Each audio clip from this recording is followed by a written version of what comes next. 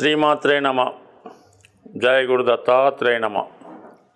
ఈ వీడియోలో మనం 2025వ సంవత్సరం మే నెల 18వ తారీఖున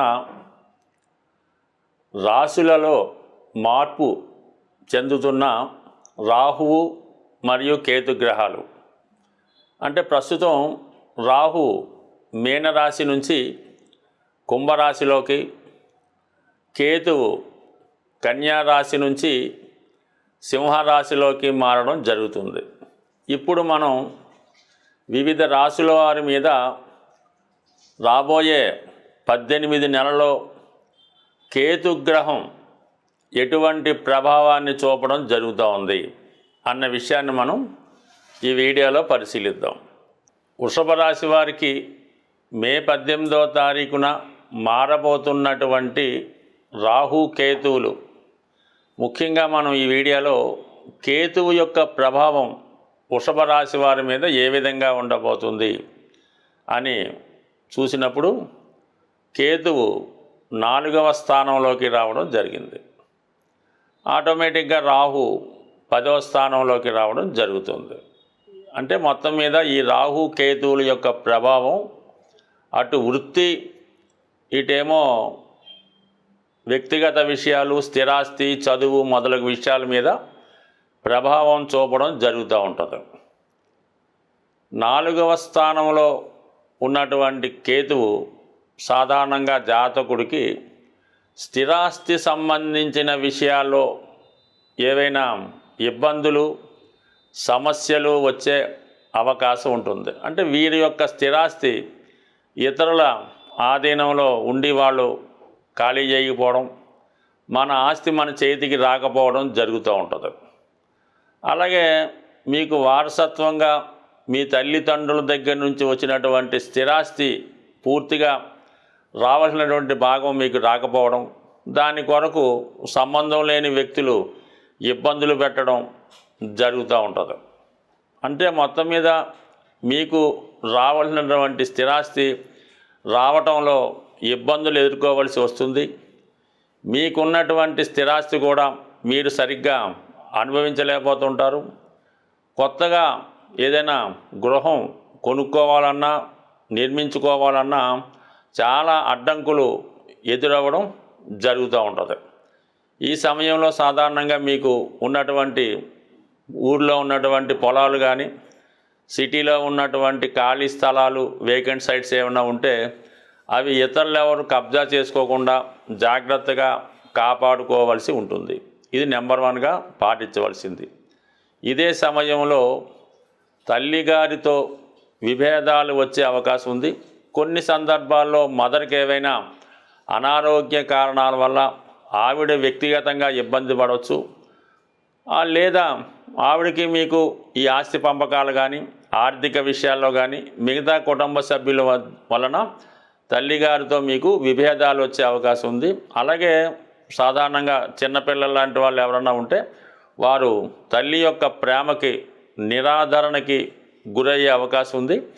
అలాగే వీళ్ళు తల్లిదండ్రుల దగ్గర కాకుండా ఏదన్నా హాస్టల్లో చదువుకోవడం కానీ, తాతగారింట్లోనో అమ్మమ్మ గారింట్లోనో వారి యొక్క విద్య చదవడం జరిగే అవకాశం ఉంది. అయినప్పుడు కూడా పూర్తి సక్సెస్ఫుల్గా విద్య అభ్యసించలేకపోతుంటారు. అలాగే కొంతమంది ఈ సమయంలో మామూలు సాంప్రదాయంగా ఉన్నటువంటి విద్యలతో పాటు ఏదైనా వేదం అటువంటివి నేర్చుకోవడం కూడా జరుగుతూ ఉంటుంది. ఏదైనా విద్యార్థులు ఎంత కష్టపడినప్పుడు కూడా తమ యొక్క సామర్థ్యాన్ని నిరూపించుకోలేకపోతుంటారు. కొంతమంది అయితే అసలు విద్య మీద కాకుండా వేరే విషయాలు, అంటే ఏదైనా విద్య నామినల్గా కాలేజీకో స్కూల్కో వెళ్తూ ఏదైనా డ్యాన్సో, క్రికెట్టో, ఇంకో మ్యూజిక్కో ఇలాంటి విద్యతో సంబంధం లేనివి నేర్చుకొని వాటి మీద ఎక్కువ ఇంట్రెస్ట్ ఫోకస్ చేయడం వల్ల చాలా వరకు అసలు విద్యకి ఇబ్బంది కలిగే అవకాశాలు కూడా ఈ సమయంలో రావడం జరుగుతుంటుంది. కాబట్టి మనం సాధారణంగా ఏంటంటే దేని కొరకు చేస్తుంటామో అది కాకుండా వేరే విషయాల మీద దృష్టి పెట్టడం జరుగుతూ ఉంటుంది. అలాగే వాహనం, కారు, వాహనం లాంటిది ఏవైనా ఉంటే అవి ప్రయాణ సమయంలో మధ్యలో ఇబ్బంది పెట్టడం కానీ అనుకోకుండా రిపేర్కి రావడం కానీ జరుగుతూ ఉంటాయి. సమయానికి మీరు ఏదైనా ఒక వివాహానికి అటెండ్ అవ్వాల్సి ఉన్నా, ఒక పెళ్ళో ఇంటర్వ్యూ లేదంటే వేరే ఫ్లైట్కు టేకప్ చేయడానికి వెళ్ళవలసి ఉంటే సమయానికి అందుకోలేకపోవడం వల్ల ఆ ట్రైన్ మిస్ అవ్వడం కానీ ఫ్లైట్ మిస్ అవ్వడం కానీ జరిగే అవకాశం ఉంది. లేదా ఆ కార్యక్రమం పూర్తయ్యాక మీరు అక్కడికి చేరుకోవడం వల్ల సరైనటువంటి ఉపయోగం ఉండదు. కాబట్టి ఏదైనా ప్రయాణం చేసేటప్పుడు ఇంకొక ఆల్టర్నేటివ్ మార్గాన్ని కూడా చూసుకోవాలి తప్ప మీ దగ్గర ఉన్నటువంటి వాహనాన్ని ఇంకొక వాహనాన్ని నమ్ముకోకుండా ఏదో ఒక ప్రత్యామ్నాయ ఏర్పాటు చేసుకుంటే సమయానికి మీరు అనుకున్న గమ్యస్థానానికి చేరుకోగలిగే అవకాశం ఉంటుంది. లేని సమయంలో అటు మాట పడవలసి ఉంటుంది. ఇక ముఖ్యంగా జాతకుడి యొక్క గృహంలో ఎక్కువ పుణ్య కార్యక్రమాలు, భక్తి కార్యక్రమాలు లాంటివి జరుగుతుంటాయి. ఈ పూజలు, నోములు, వ్రతాలు గృహంలో ఎక్కువ అవడం వల్ల సాధారణంగా అది పుణ్య కార్యక్రమం అయినప్పుడు కూడా జాతకుడు ఏదో విధంగా ఒక అసహనానికి తోడవుతుంటాడు. కొన్ని సందర్భాల్లో దాంపత్య సౌఖ్యానికి కూడా ఏదో విధంగా ఇబ్బంది కలిగే అవకాశం ఉంటుంది. మొత్తం మీద జాతకుడికి ఒక అసంతృప్తి, మానసిక అశాంతి రావడం జరుగుతూ ఉంటుంది. అలాగే ఈ సమయంలో మనం ఏదైనా అవసరం నిమిత్తం స్థిరాస్తి అమ్మాలనుకుంటే సమయానికి అమ్మలేకపోవడం, సరైనటువంటి రేటు రాకపోవడం, ఒకవేళ కొంత సమయాలు ఏదంటే మనం ఏదైనా తొందరపడి మన యొక్క గృహాన్నో స్థలాన్నో కొంత ధరకి విక్రయించి కొద్దిపాటి అడ్వాన్స్ తీసుకుంటే అవతల వాళ్ళు రిజిస్ట్రేషన్ చేయకుండా చాలా ఇబ్బంది పెట్టడం ఇవన్నీ జరుగుతుంటాయి. కాబట్టి ఎస్పెషల్లీ వృషభ రాశి వారు ఏదైనా ఇటువంటివి ఒకవేళ మీరు ఇల్లు కట్టాలనుకుంటే పూర్తిగా దానికి తగిన ధనం మీ దగ్గర ఉంటే ఆ గృహ నిర్మాణానికి వెళ్ళడం మంచిది. లేదు మనం ఏమైనా స్థలం, ఇల్లు అమ్మాలనుకుంటే పూర్తిగా ధనం ఒకేసారి స్వీకరించి వన్ టైం సెటిల్మెంట్ లాగా ఉండాలి తప్ప ఈ దపదపాలుగానో అగ్రిమెంట్ కొంత తీసుకుంటే రిజిస్ట్రేషన్కి చాలా లేట్ అవ్వడం, సరైనటువంటి డాక్యుమెంట్లు మన దగ్గర కానీ వాళ్ళ దగ్గర కానీ లేకుండా ఇబ్బంది పడడం జరిగే అవకాశం ఉంది. కాబట్టి సో ఏదేమైనా ఈ రాశివారు ఏది కూడా అనుకున్న సమయానికి పూర్తి చేయలేరు. మనం ఒకటి అనుకుంటే వేరే ఒక విధంగా జరిగే అవకాశం ఉంది. కాబట్టి ఏదైనా స్థిరాస్తి విషయాల్లో, విద్యా విషయాల్లో చాలా జాగ్రత్తగా వ్యవహరించవలసి ఉంటుంది. ముఖ్యంగా మదర్తో విభేదాలు రాకుండా జాగ్రత్త పడాలి. ఆమె ఆరోగ్య విషయంలో జాగ్రత్త కూడా తీసుకోవడం మంచిది. సాధారణంగా రాహు కేతువులు ఒక 180 degrees యాంగిల్లో ఉంటూ రెండు ఒకేసారి రాశులు మారడం జరుగుతూ ఉంటుంది. అంటే ఇప్పుడు రాహు కేతువు రెండు గ్రహాలు ఒకసారి మారినప్పటికి కూడా రాహు ఏ భావంలో ఉంటాడో ఆ భావం యొక్క ఫలితాల్ని ఎక్స్పాండ్ చేయడం జరుగుతూ ఉంటుంది. అయితే కేతువు ఏ భావంలో ఉంటే ఆ భావ ఫలితాలని తగ్గించడం జరుగుతూ ఉంటుంది. అంటే కేతువు జ్ఞానకారకుడు, వైరాగ్యకారకుడు, అలాగే బ్రహ్మచర్యానికి కారకుడు. ఏదైనా త్యాగానికి సిద్ధంగా ఉండే గ్రహం కేతు గ్రహం. కాబట్టి సాధారణంగా కేతువు హృదయంతో ఆలోచించడం జరుగుతూ ఉంటుంది. అంటే రాహు హెడ్, అందుకని రాహుకి ప్రపంచంలో అన్నీ తనకే కావాలని, సంపద అంతా తన సొంతమే కావాలని, తను మాత్రమే బాగుండాలని రాహు ఆలోచన ఉంటుంది. రాహు అంటే కేవలం తల, అది ఆకాశం నుంచి భూమిలోకి, అంటే భూమిలో ఉన్నటువంటి తన దేహం కోసం చూస్తూ ఈ ప్రపంచంలో ఉన్నటువంటి కోరికలన్నీ తనకు కావాలని కోరుకుంటాడు రాహు. అందుకే రాహు ప్రభావం ఉన్నటువంటి జాతకులు అనేక అనైతిక అక్రమ మార్గాల ద్వారా ధనాన్ని సంపాదించడం జరుగుతూ ఉంటుంది. మరి కేతు అలా కాదు. కేతు కేవలం మొండె భాగం మాత్రమే, అంటే తల లేకుండా కేవలం మొండెం మాత్రమే ఉంటుంది. మరి కేతువు ఆకాశం వంక చూడటం వల్ల జ్ఞానకారకుడు, వైరాగ్యకారకుడు అవుతూ ఉంటాడు. ఏ కోరిక, ఏ వ్యామోహం ఉండదు.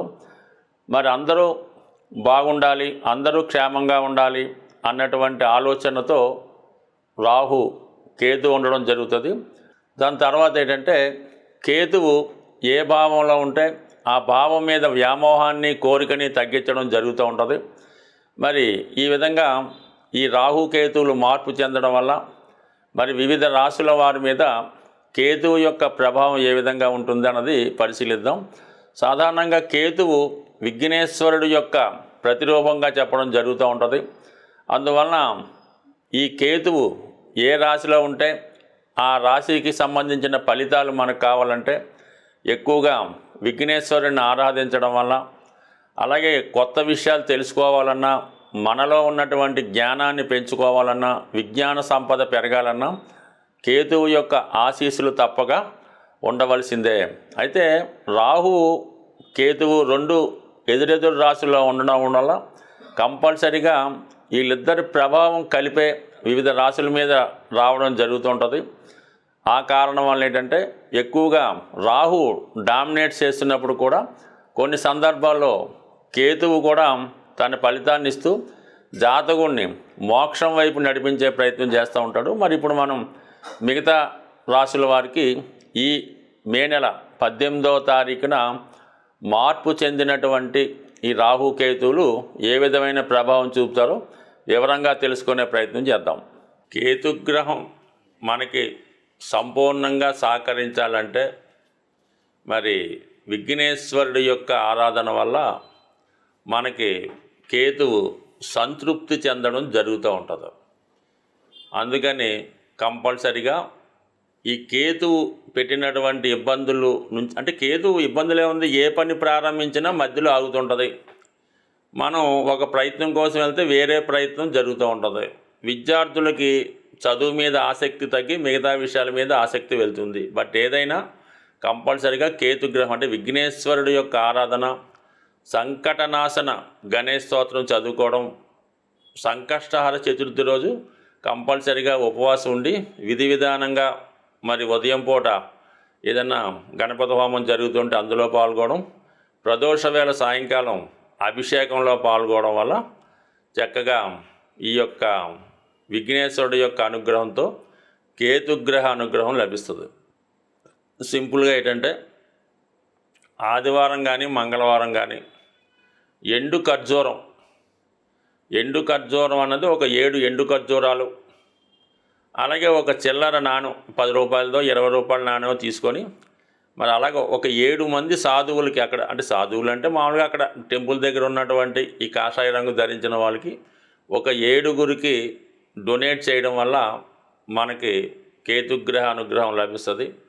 ఎక్కువగా డ్రై ఫ్రూట్స్ మరి మీరు ఆహారంగా తీసుకున్నా, అదే దేవాలయంలో స్వామికి ప్రసాదంగా నైవేద్యంగా సమర్పించిన కేతుగ్రహ అనుగ్రహం లభించే అవకాశం ఉంది. అంటే పిల్లల యొక్క చదువు తరచూ ఇబ్బంది పడుతుంది, కలలో మనకి పెద్దవాళ్ళు మరణించిన వారు కలలో కనబడుతున్నారు అనుకున్నప్పుడు ఈ పిల్లులు ఉంటాయి కదా, దానికి చక్కగా పాలు నైవేద్యం అని కాదు, పిల్లులకి పాలు పెట్టడం వల్ల ఈ కేతుగ్రహ దోషం పరిహారం అవుతుంటుంది. అంటే సాధారణంగా పిల్లులకి మరి ఈ ఆత్మలు అవి కనబడుతుంటాయని చెప్తూ ఉంటారు.